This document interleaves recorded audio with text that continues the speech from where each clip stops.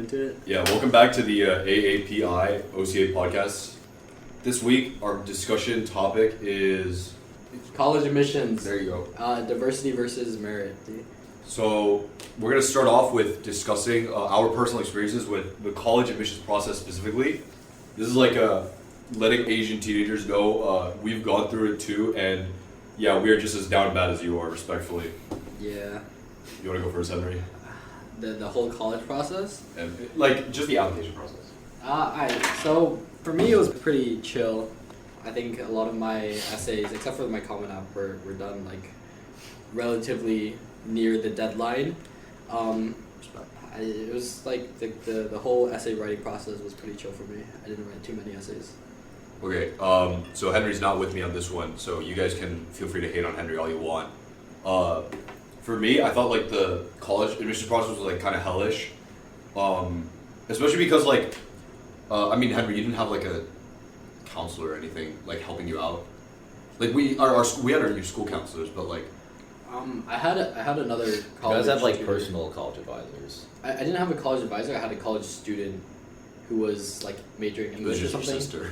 No, and she helped me like edit every week. I mean, she was originally my ACT tutor, but then she just kind of transitioned to essay writing. Yeah, so you were right. I had a personal college advisor basically, and they were like super strict about like when I had to get the essays done, how I had to write them, and like I kind of went into the college admission process thinking like, oh, it's just like writing introspective essays. Like I've kind of done this like all my English career. I like low-key, it should be easy. It shouldn't be that hard. But then I kind of got like a slap in the face when like I was told that like literally everything I wrote either like sounded boring or like sounded dumb by my college advisor. Like she was harsh, but she got the job done. Like don't get me wrong, God bless her heart for sticking with me, because I definitely would have given up on me. But yeah, it just was like kind of a wake up call as to like how introspective you really need to be. And I pretty much got everything done like weeks before the deadline, and then in the days leading up to the deadline, I would just like check them over and over and over again. And it was just a lot of work. So my experience was kind of different from Henry's. Henry is giving me an L. Please leave hate comments. I also, the tutor, but I did send mainly my Common App to some of my older friends. There was one of them that like absolutely demolished whatever I wrote. Like everything I wrote, he was like, "Nah, this is trash." I was like, I guess I'm gonna have to rewrite like everything, but I mean he went to CMU and he was for comp sci. For comp sci. So like so he had some qualifications. Yeah, he helped me a bit through the college writing process.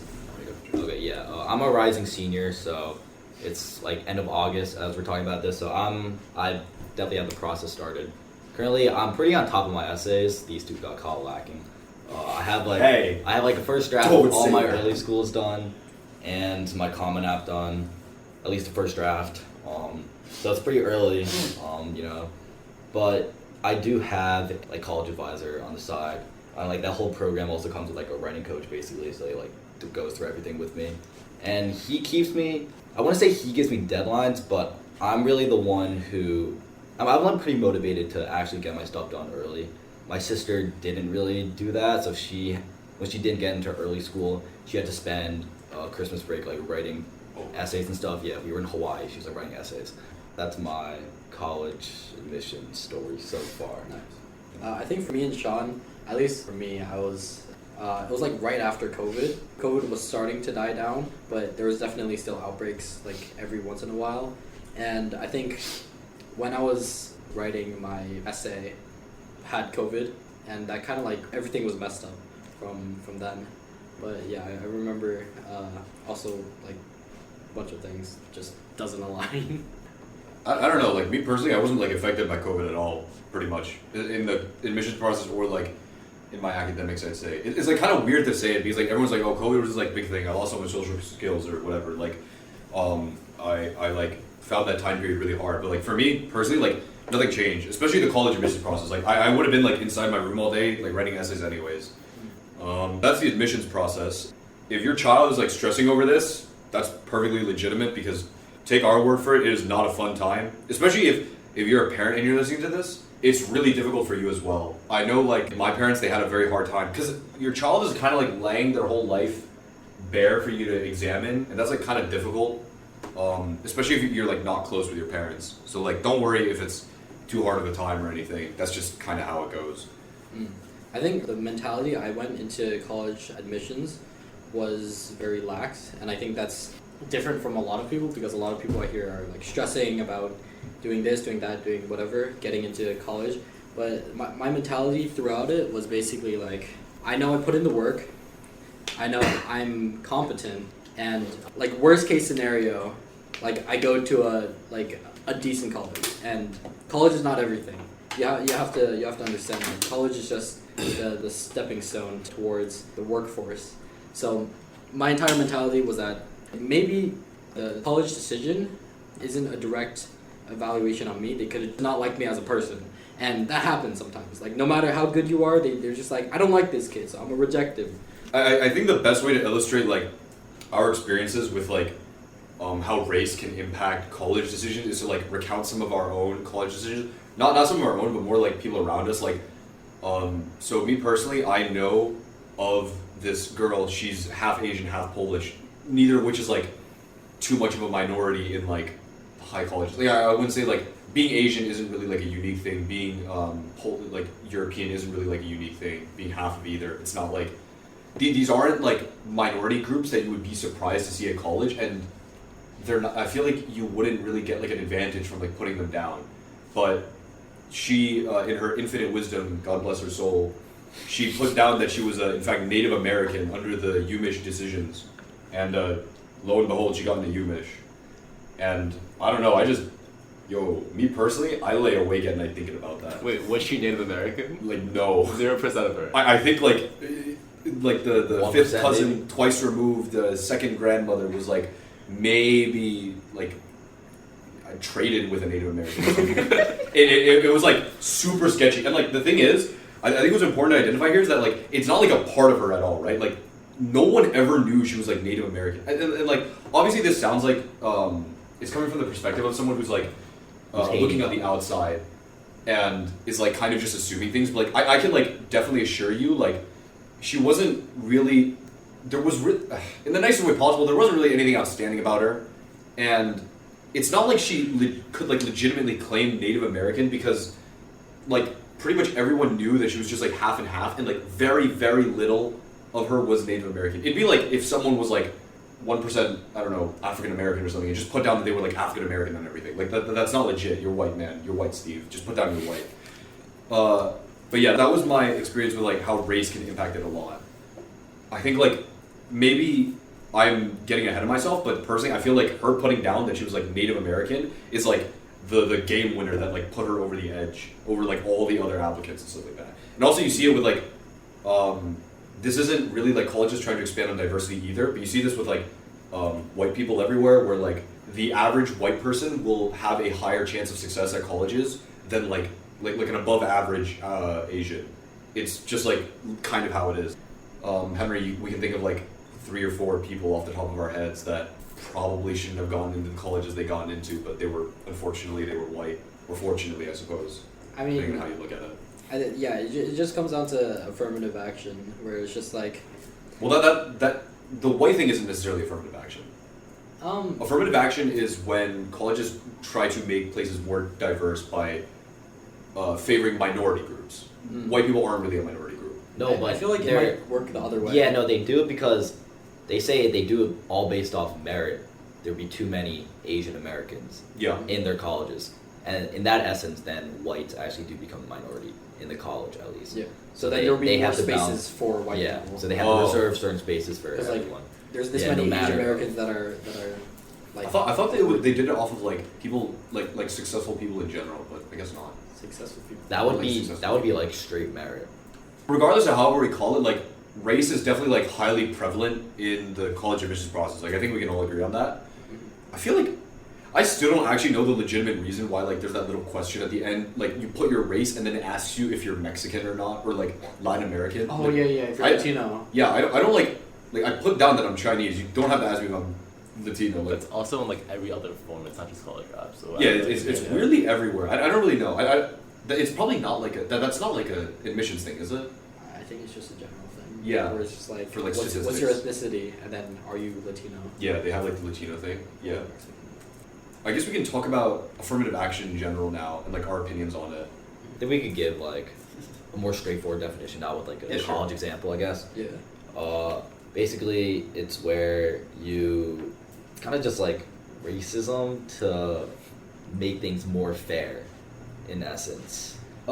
Yeah. I guess. I think what Chris is trying to say is that they'll colleges will prioritize minorities over the majority in college decisions, I guess. Their primary goal is to increase diversity. Yeah, to Yeah. increase diversity. Yeah.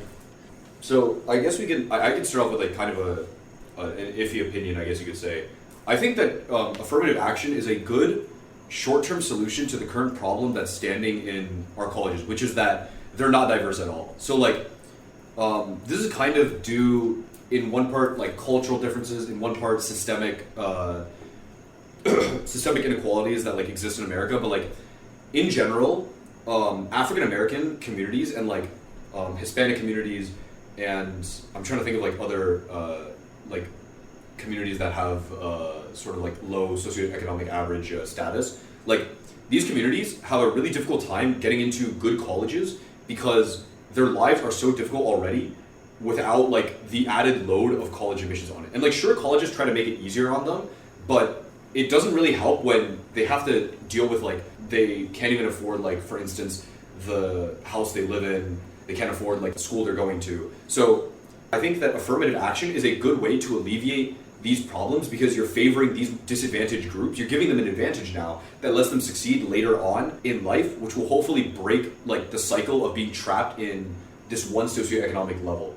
The reason why I don't think it's good long term is because you run into this issue of like permeating the idea that hard work doesn't really matter. It just kind of matters like what race you were born into, especially when it comes to like Asians who get like sort of the bad end of the stick. Short end of the stick. Short end of the stick, that's it. Asians who get like sort of the short end of the stick because Asians are naturally like not favored in colleges because colleges are just so full of Asians. Like it eventually gives the impression that like yeah, hard work is just like not really gonna get you anywhere. Like it doesn't matter how hard you work, even though your parents tell you constantly to work hard and that'll like get you somewhere in life and you put your faith into that, like eventually you're gonna be like, well, colleges just aren't accepting me because I'm Asian. Like, what's the point of working hard? So that's why I think that in the long term, it doesn't really like satisfy any good purpose. But I think it's all right in the short term.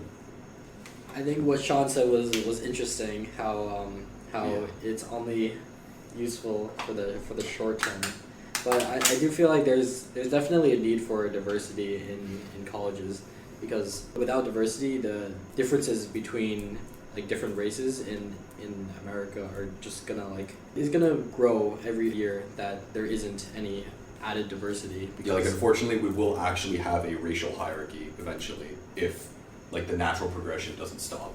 Yeah, I mean currently there's already somewhat of a racial hierarchy where Asians are like a vast majority of college students, like top college students, and I think other minorities like Black and Hispanic are already like on the lower end of that ladder.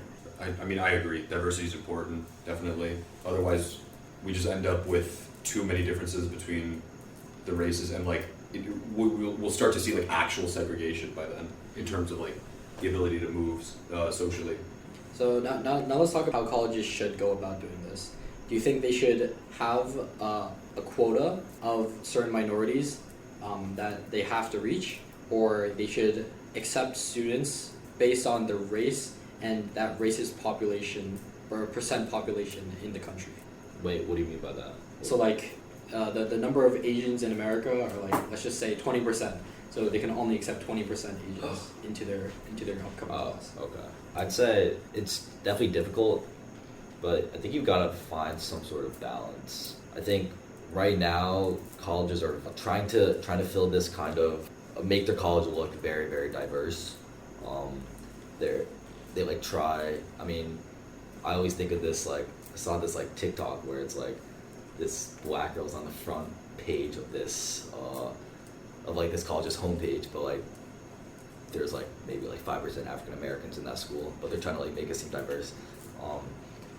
Colleges, yeah, I feel like they really just have to find this balance between accepting people based on their race and also based on like how much they've actually done and how much they deserve to get into school. If you know.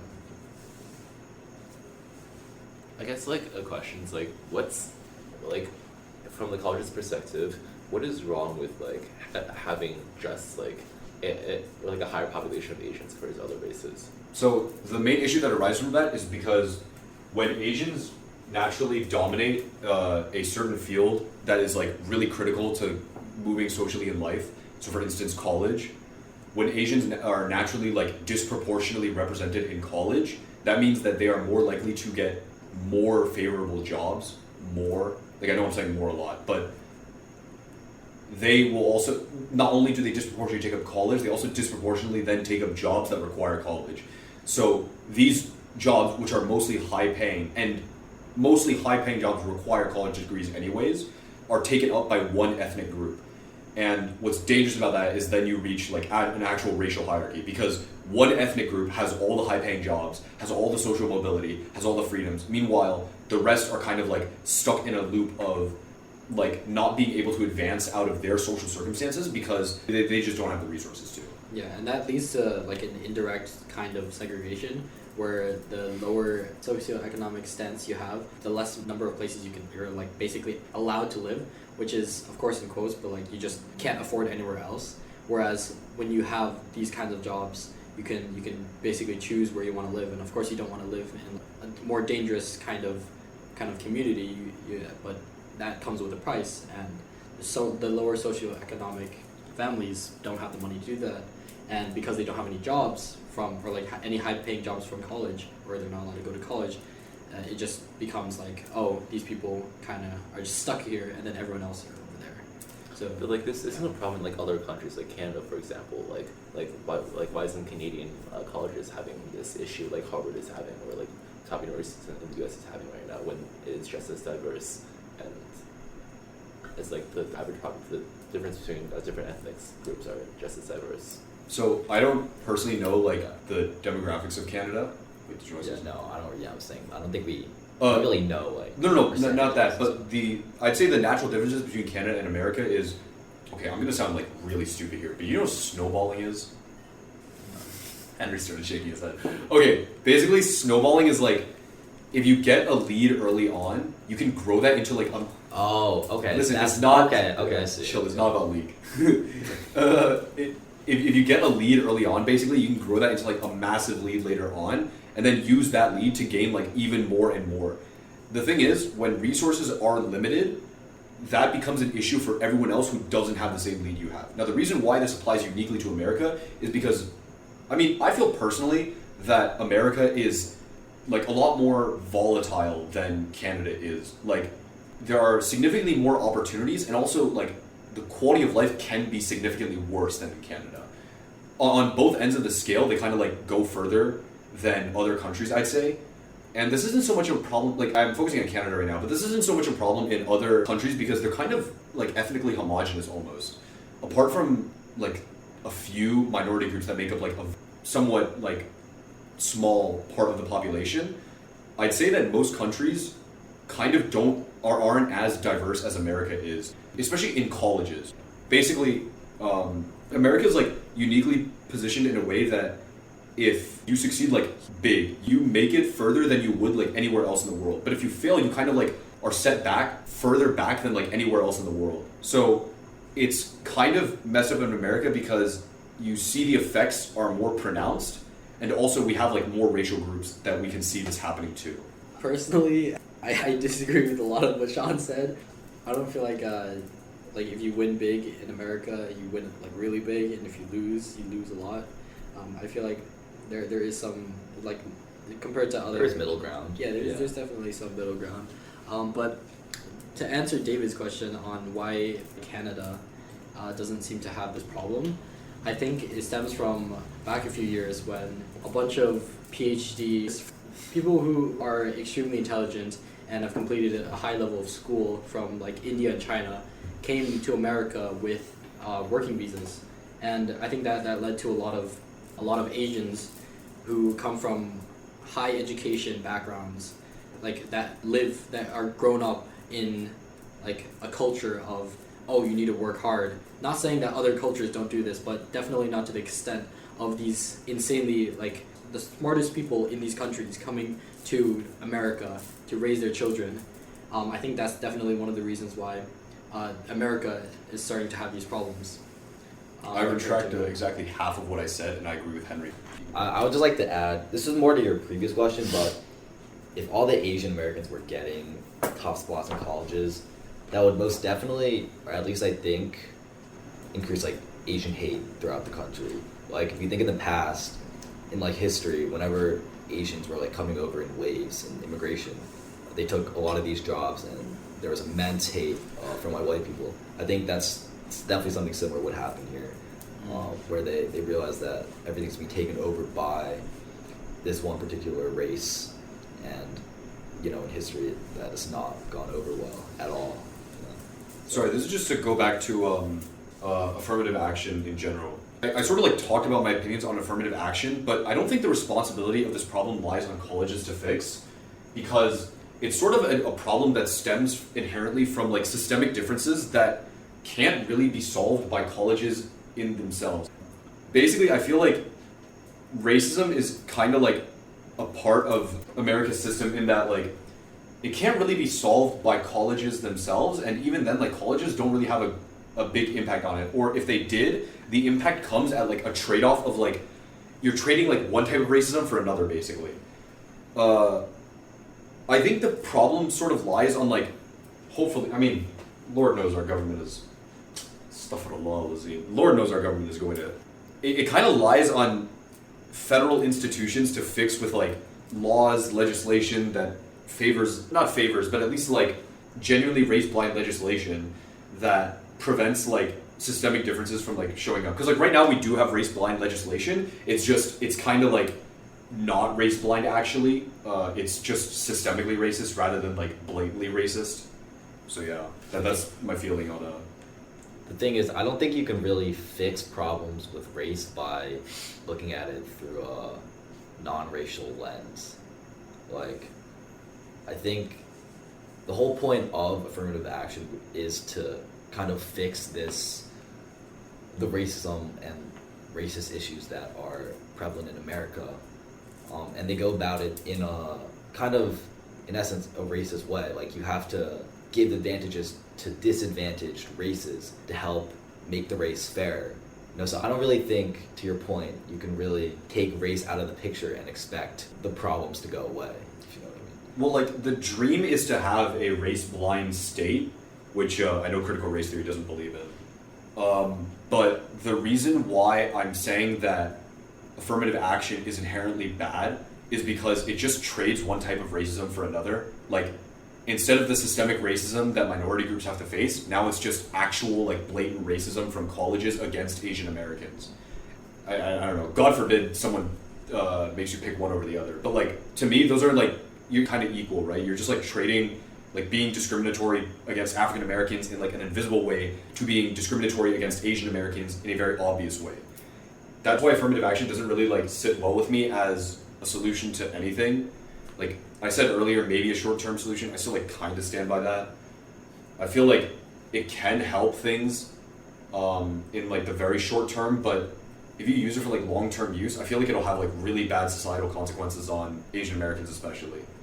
Well, personally, I don't think it's going to be that impactful for Asian Americans. I definitely feel like there's going to be an impact, more short-term than anything.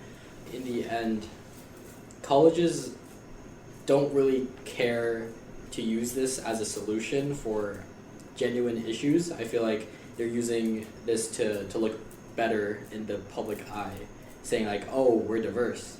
And I think that's been a huge selling point for a lot of colleges, especially throughout the application process. Seeing so many colleges be like, oh, we're super diverse, being as like a selling point. Yeah, I don't think they're genuinely like wanting to solve any issue. I think at like maybe like at the very, very top of like college I don't know how you'd say it, like chain of command. Like, yeah, I definitely say like they don't care, but definitely with like some of the sort of like lower levels, colleges are filled with like some of the most liberal people out there. Like, it's college, so in a sense, like they probably think that what they're doing is like good because they're helping these disadvantaged communities and they're lifting them up, and it's not like they're not trying to fill a diversity quota, they're trying to actually help races. But I see your point. Even if you view it like that, people still argue that the reason for affirmative action is still that people believe it is good that college campuses are like diverse. At the end of the day, the argument should be like based around that reason, not the fact that colleges use it to make their campuses more diverse. Yeah, that kind of came out making sense. Next topic is Harvard. So The Harvard lawsuit, like students for fair Their admissions. admissions. Lawsuit against Harvard acceptance. So basically, after a few Asian Americans, mainly Chinese, I think, were rejected from Harvard, them realizing that some of their merits were higher or more valuable than other students, they decided that their denial was based on race. And can you give an example? Do you have like an example of like one case that was brought up? Not off the top of our heads. Okay. I mean, I feel like this is something extremely difficult to prove, especially with the element of essays, because essays are completely subjective. That's one of the reasons why I took a more lax stance towards like college decisions, because like of course if someone doesn't like what you write about, no matter what other people think, if they don't like it, they don't like it. So that's why this kind of affirmative action, like proving that that the college rejected you purely because of your race, is extremely difficult to prove. I definitely feel like if it did happen, that's terrible. There needs to be something done, but really there are many different reasons why they rejected someone other than just race.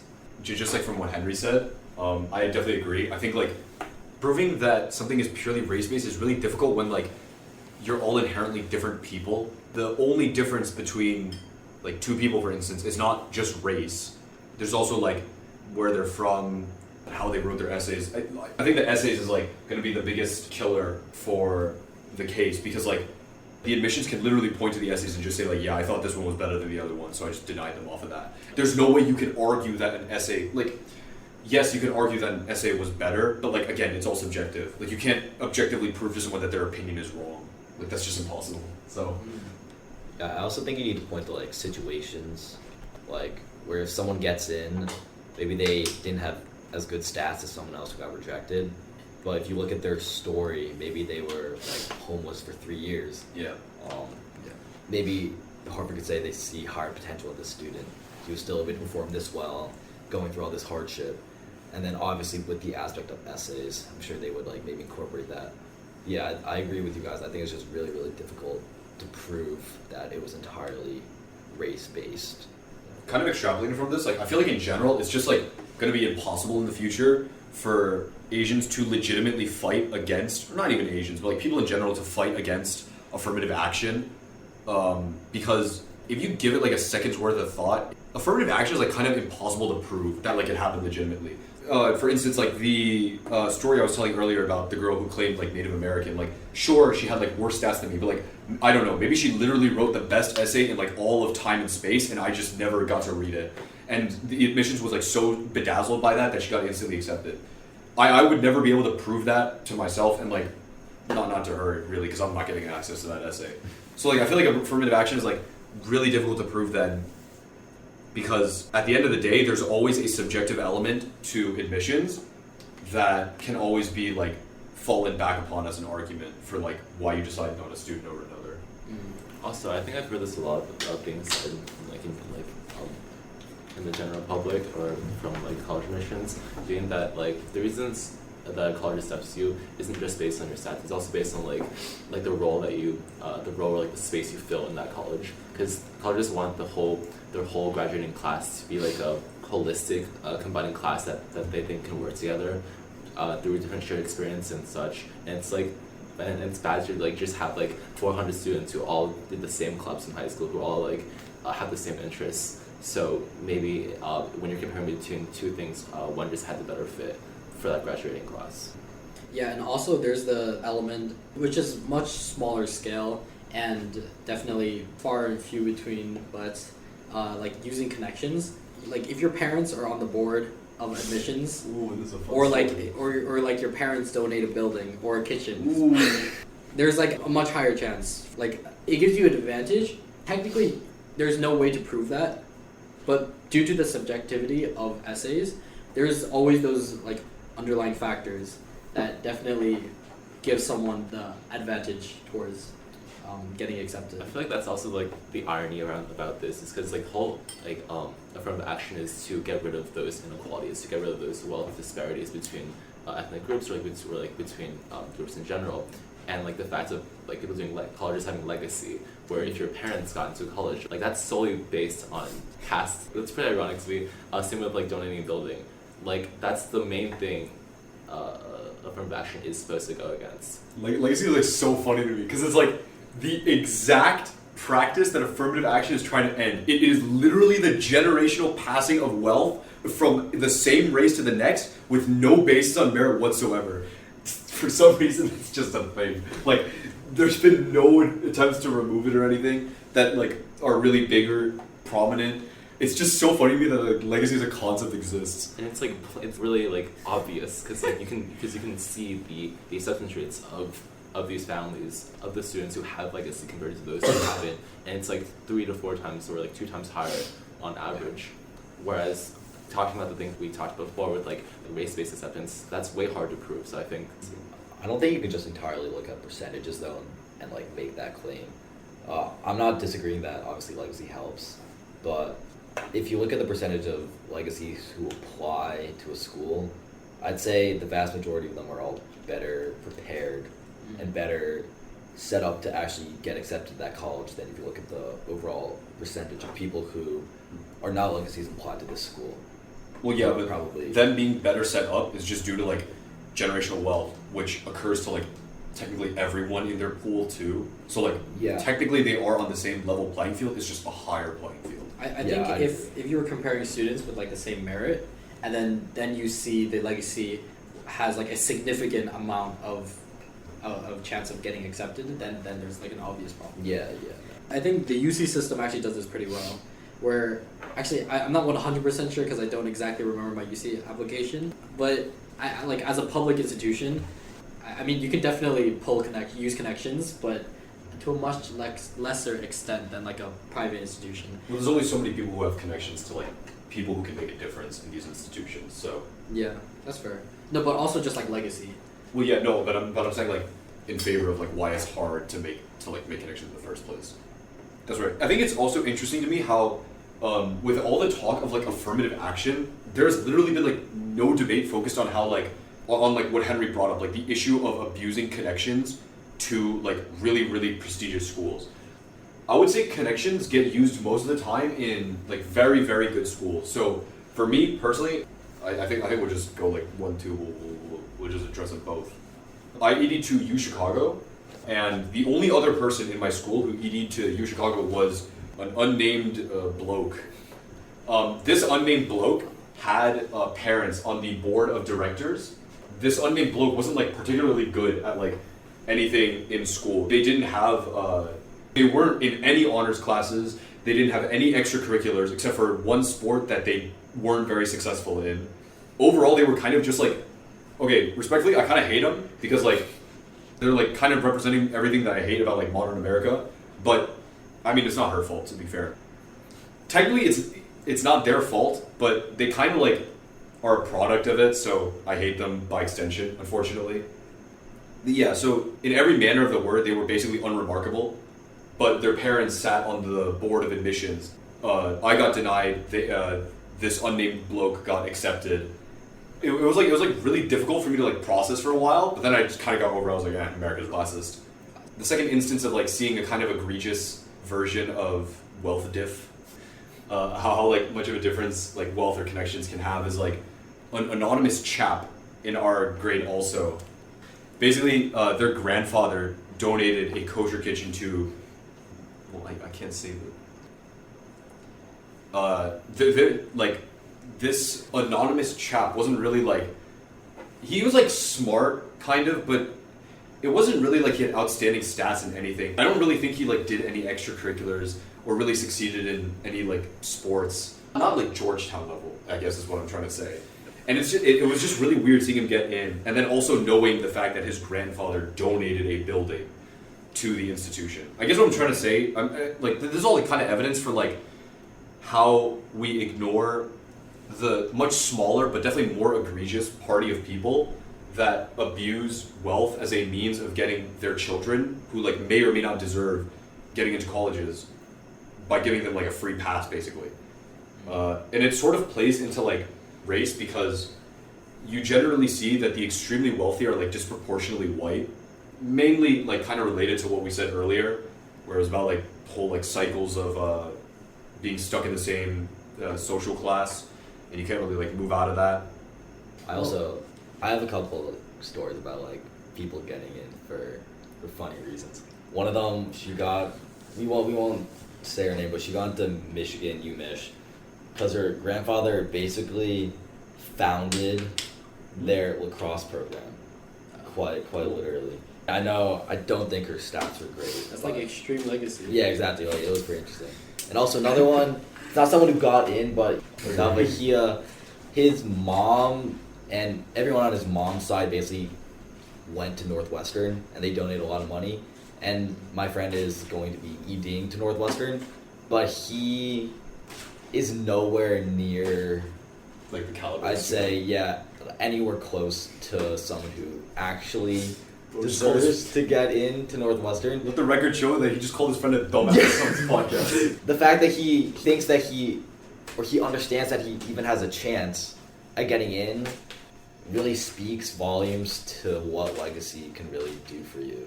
I will tell you, this guy, he's probably, I don't think you get into like. Okay, no, it's fine. Right. Okay, Yeah, no, we won't insult him so, further. So one of the things about affirmative action that I think is like sometimes brought up, but like it might be extremely looking down on some of the minorities, but I think it sometimes is a valid reason for why affirmative action isn't always successful, is that sometimes if you bring up someone who doesn't have the correct amount of merit just purely based on their race, even once they're in college, they can't perform and they eventually drop out.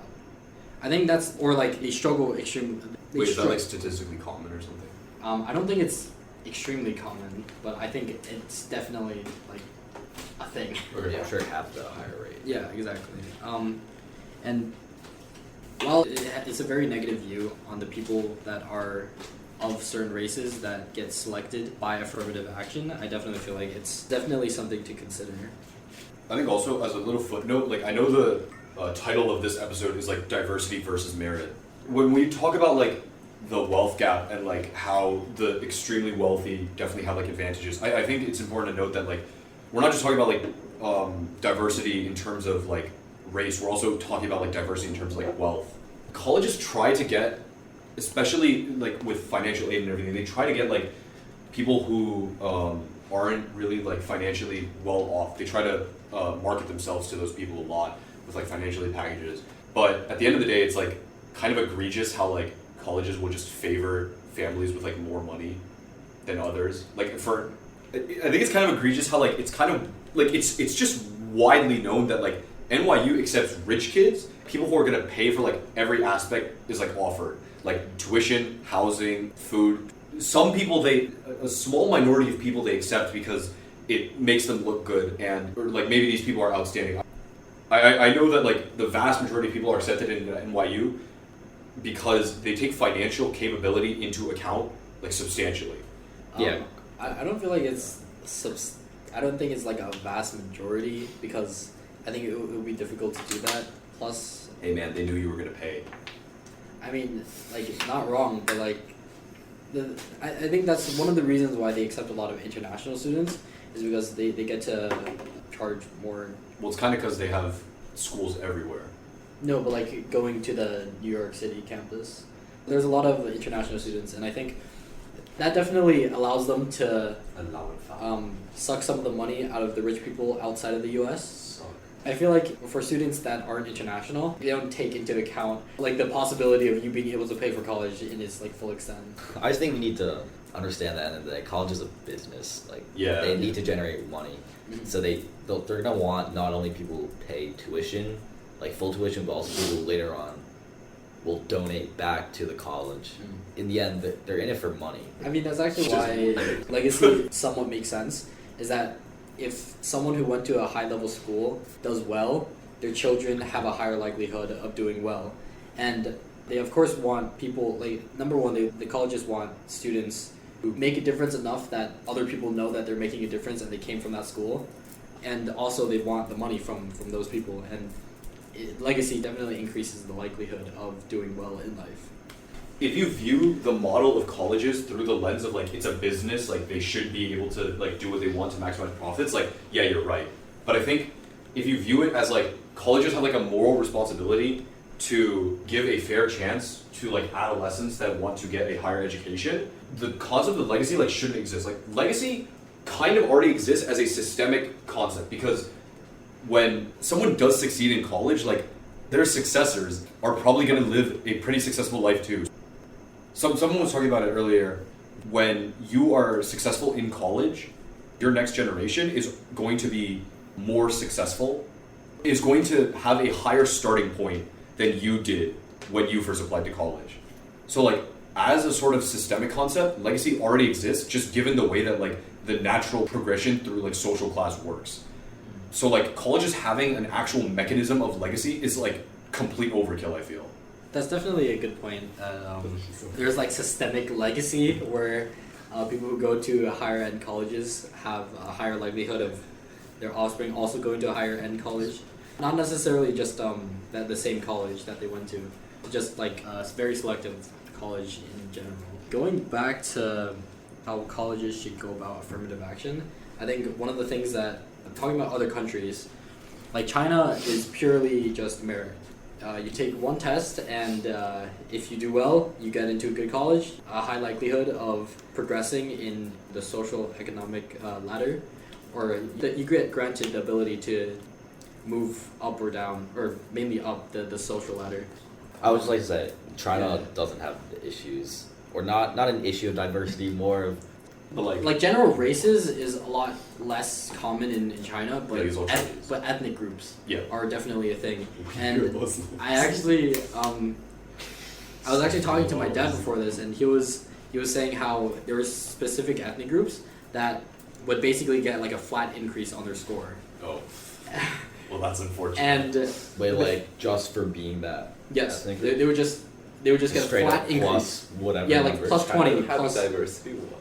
Yeah, no, because they understand how social mobility comes from getting into a good college, and these certain ethnic groups, they obviously are on the poorer side. They don't have as much resources, so they obviously aren't gonna, especially with like the whole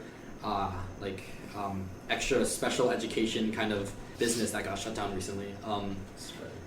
These ethnic groups that are, I'd say, unrepresented in or underrepresented in like the top universities like Tsinghua or Beida, they basically get a flat increase. And, yeah. I don't know how like China's college admissions process works, but the Gaokao doesn't sound as competitive with other people as it is with the test itself. Like you're not really competing with others for a spot. As long as you get a good score, you're going to get into a good college.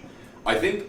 Well, I think that's purely because of how many people are taking it. Yeah, like Because I think the so many flat score increase on a test is actually not a bad idea, and is a case of affirmative action being executed well. Because in cases such as this, when you take the Gaokao, you don't like. Do people really have a college in mind that they want to go to? They just want to go to like a good college, right? I mean, like you always shoot for the highest college that you can get, but I think there's like thresholds for colleges you can go to from based on your score.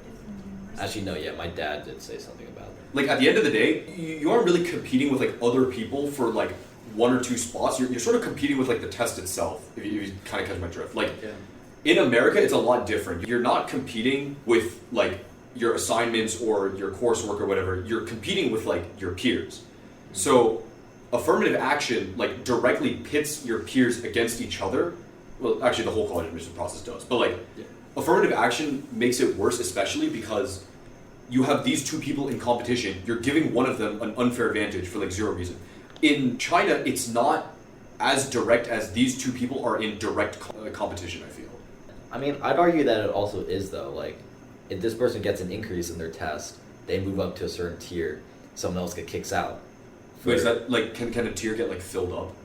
I mean, I'm sure. Yeah, Because you there's can't only just so have many- everyone in that. There's only so tier many seats in, or so Yeah. many like spots in a college. Yeah. So like what happened? I don't know like how the Gaokao system works. So like, Yeah. I don't know specifics, but like, I'd kind of just assume someone gets added to this tier, someone else will have to leave, going down to a different tier. So I'd argue that it kind of is similar. It's not all basically kind of the same. Well, I think then even then, it kind of has more merit because it's like a tier of like a bunch of different schools. So like the capacity for people is like significantly greater than like if like people in America are competing for like basically like 3 or 4 schools and like the spots of those 3 or 4 schools. Yeah, if it's the case that like people get shifted from tier to tier and like there aren't enough schools in one tier, so people get like moved down a couple, then again, like, yeah, that's definitely an issue. I think it's still better handled than America's. Yeah, and also like the number of people in these ethnic groups are probably not like super significant to where like a few hundred people get into a slightly better tier. It's not gonna like completely ruin the entire like selection process because of course there are so many people who are taking the Gaokao. Plus also you can take it for multiple years. You can just take it the next year, and assuming that you did do well, like you barely were off the cutoff, I'm sure you could probably just take it again the next time. I mean, going back to the original question of like how do colleges address this, I'm just gonna like echo what I said earlier. I don't think it's the college's responsibility to like affirmative action is like not a good course of action to take because like as I said earlier, you're kind of just trading like one type of racism for another. Colleges should not feel like it's their responsibility, and I know they don't. They more view it as like a way to fill a diversity quota. But like the argument shouldn't be made that colleges should feel a responsibility towards fixing like racial inequality because like the way that they're doing it is like literally doing nothing. Like you're just trading one type of racism for another. I don't know like how many. I mean, while it's bad, I think it's to a certain extent necessary, because some groups or some races are just like completely underrepresented, like population-wise, they're completely underrepresented in like the top colleges. That just leads to more social inequality, plus like indirect segregation. Yeah, like that's why I'm saying it's like a good short-term solution. Is because like hopefully it'll only be used for a short while until we figure out a way to like at least curb systemic inequality in the United States. Obviously, we'll never like make it go away. Critical race theory, let's go. But at least like somewhat reduce it, then that'll like do significantly more for diversity in colleges than affirmative action will. The concept of like a level playing field just makes everything seem like significantly better. I don't know. I don't know what I'm trying to say. I think like hitting or like solving this like super deep systemic issues of racial inequality is going to be extremely difficult to do, like not even just short term but like long term as well. So what do you guys think is the best way to deal with? I mean, like Sean said, it's trading one type of racism for another. Mm-hmm. Maybe it's just determining which one is worse. You know, as bad as that sounds. And personally, I believe I mean, I'm gonna be supporting the wrong side here, but like. Well, you support either side, you're the wrong side. I mean, there is no There's no right side, but I would say affirmative action at least helps a more pressing issue of representation in college and diversity compared to fewer Asians get into this top college. You know? Yeah, like I'll be the first to admit, like I only have my viewpoints because I'm personally biased towards Asians because I'm Asian.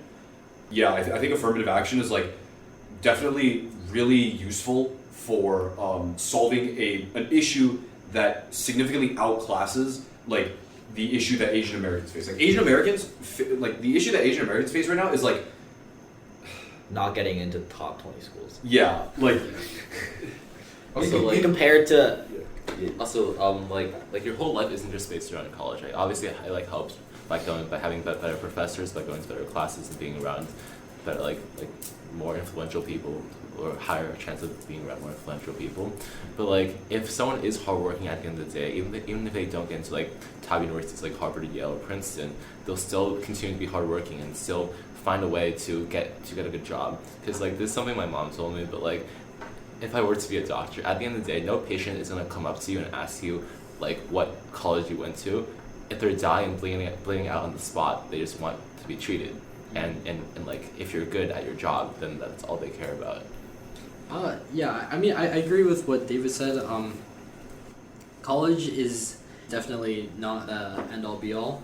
I remember reading an article, and it was one of the students who were filing the lawsuit, or who were going to court, going to the Supreme Court, because they got rejected from Harvard, and it said where they were going to now, and it was Vanderbilt. And it's like, this is the most first world problem like ever, and like you're trading questionably debatably the number one school in the country versus like the number, I don't know, like It's like top 12. Yeah, or top 15. Yeah, it's like all of this they're exchangeable. Like all these top colleges are like very close to each other, and I feel like the emphasis on getting into like an Ivy plus like, or just getting into a top school is so ingrained into our culture as AAPI teens, that it's frankly unhealthy that we're bringing it to the Supreme Court that this kid didn't get into Harvard but got into Vanderbilt. Right. Yeah. Like, if we're gonna end on a note, it's gonna be that like, definitely college is not the end all be all of your life. Like, for instance, I recently went to like this really, really successful like training firm just to check them out. I don't work there, thank God. And like I talked with like some of the people that work there, and like I was really surprised like hear where they'd gone to college. Like this trading firm is like super, super successful. It's like one of like the top 5 in the world or whatever. When I asked like one of like the top coders where they went to college, like one of them said like Stony Brook, which is like a SUNY. Wait, it is a SUNY. No, but it's like SUNY like a word like that people know what that means. It's a university. Yeah, it's a New York State. Yeah, it's a New York State school. It's like overall not that prestigious. It's respectfully to people who go to Stony, it's not that hard to get into. It's my safety. He all right, David just knows that off of that. But like this guy who's working one of the most important jobs at like one of the top trading firms in the world went to like a pretty like mid-ish, if not just like bad school, to like study pretty much like everything, and then he just wound up working in like one of the most stable jobs in the world. So like definitely, obviously that's an anecdote. You don't have to take my word for it, but I just want to say like I feel like college is like way overhyped. I kind of like after exiting my little like bubble of first world experiences only, like I kind of realized how like many opportunities you have that don't really depend on college. So yeah. So one of the things that I remember hearing is that college doesn't give itself its reputation. It's the students that make the college. And this is purely because of the extremely high selective process. And just because you didn't, like, of course, some colleges have like good professors and like different resources, but in the end, it's the students' work ethic plus their hard work that determines how successful they are, not where they went to college. Because in the end, after a few years, no one's gonna ask that. And it's like actually the smartest thing you've ever said. Wait, I'm actually thinking about that. No, I'd say just if anything we've learned from our talk here, it's just that fixing these problems is really, really hard. Like, when you try to change something, like, it ends up hurting another group. That's probably why we see so little happening in government, you know. We may complain all we want, but... Well, so little's happening in government because our government is run by lizards. Okay, true. Stay away from it. But, just thank God I'm not in politics. Yeah, I'll leave it at that. Do you want to give any last words? I think we should just get rid of legacy. Like, get rid of legacy? Listen, problems are hard to solve, but legacy is comical, man. Just get rid of that right now. That is too funny. Like, what argument is there for legacy? No, I did see an article today that was like, wait, some colleges are getting some sort of like backlash. Wait, actually, what are the arguments for legacy? It's just like higher chance. It's basically No, you're He taking means what are the arguments That- for keeping legacy? for keeping legacy. Like, why does anyone defend legacy? Yeah. I mean, the people who have legacy, of course. Well, yeah, and they're the ones who have all the power. Yeah, exactly. Because like the people who are in power, they're like, oh, I'm gonna Bro, we use need my to connection. kill old people. Don't. Oh, No, work because like the that. thing is, all the people in power, they want to use their power to help their own people. So that's why the people in power who have the chance to like use their power to like get people into their college, they're of course not gonna want to abolish that because that just so. Nepotism is a permanent aspect of our system, and we're ending on that note.